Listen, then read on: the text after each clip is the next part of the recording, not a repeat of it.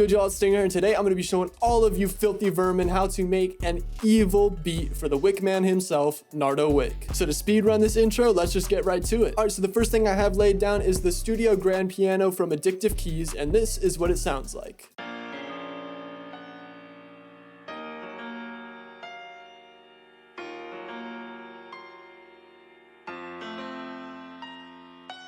Alright, so the first thing I started off this melody with is the bass line, and this specific bass line is going from the 1 to the 4, back to the 4, to the 5.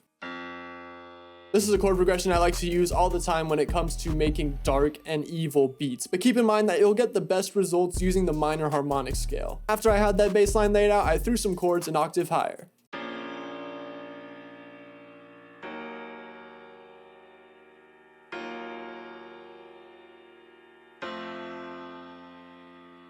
For this, I'm making use of keeping the top notes the same, and what this does is it builds tension within the melody. Also, I'm using more than just basic triads in most of the chords except for this one. Like this chord is a 7th, this chord is a 9th, and then this chord is a triad with an octave. Using some fancier chords like these is a great way to make your melody sound a whole lot more interesting than just using basic 3-note triads. After that, I offset the keys a little bit to create this kind of strumming pattern.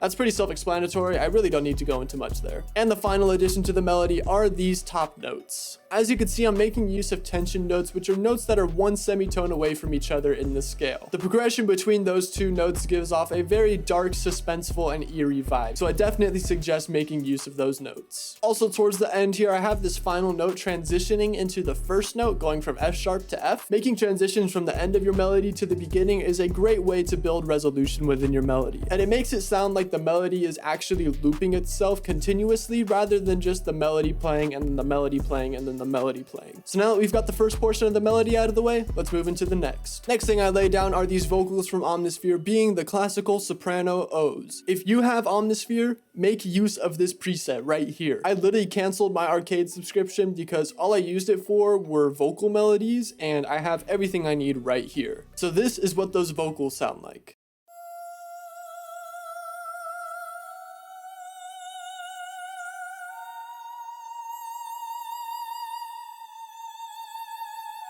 And all I have this doing is mimicking the top line melody from the first piano, just a little bit more simplified though. After I had that laid down, I pulled up these strings from BBC Symphonic Orchestra. Symphonic Orchestra is a super underrated string VST that I use all the time. So this is what those strings sound like.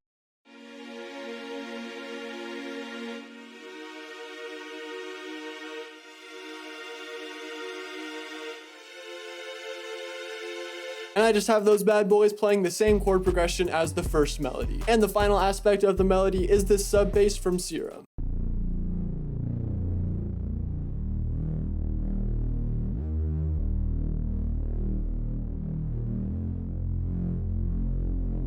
To get those glidey slide notes, all you have to do is make sure mono and legato are on in the voicing.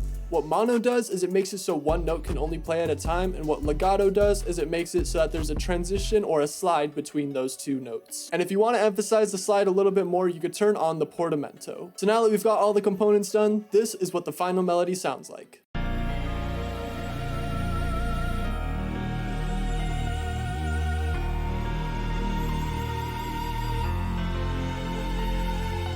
Alright, now that we've got that done, let's move into the drums. The first thing I lay down is this 808, and all the drum sounds from this beat can be found in my Hive stash kit, which you can get for free in the link in the description. So this is what the bass sounds like.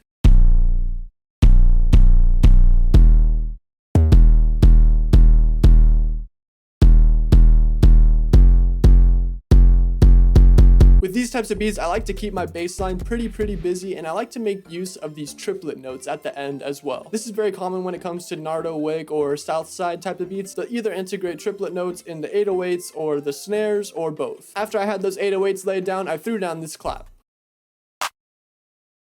And after that, I added in these snares.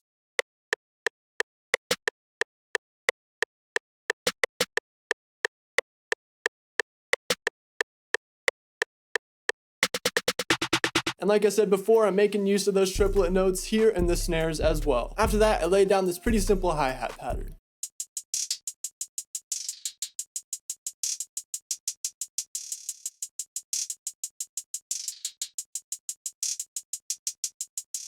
A super easy way to create some quick rolls is to highlight a note and use Alt or Option U, and that will bring up this chopper panel. What you can do from there is adjust the time multiplier knob, which will make it have more or less notes. Another quick tip for these kind of hi-hats is to integrate rolls on the off beats. So I have this one hitting the note right before the clap hits, and that just adds some extra bounce. Also try to vary your hi-hat rolls in length. Like this one is very quick and concise, and this one is more long and drawn out. After I had those hats laid out, I just threw down this open hat on the downbeat. So this is what the melody and the drum sound like all together.